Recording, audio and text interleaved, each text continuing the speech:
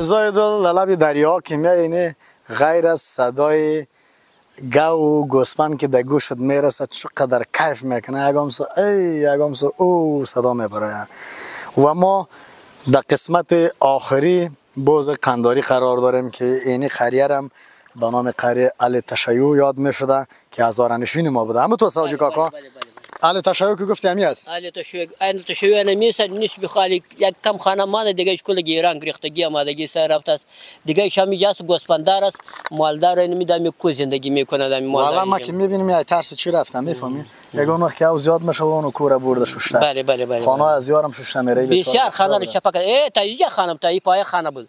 باز دلی تخمینا $60,000 یا چی را کارت 1000 چی شد چند تا سنگا مان باز دیگه دولت که سقوط کرد باز دیگه مو تو سنگا ایتالیا هم کارش مانده. والا مشکلات هم تو مانده. نه مشکلات هم توری مانده. دیگه ختم شد از دیگه بوز این منطقه مربوط بوز قنداری است. بوز قنداری است این طرف که است کنامی کلان گفته میشه و این طرف که است تپه علی گفته میشه. تپه علی گفته میشه علی تشیع است.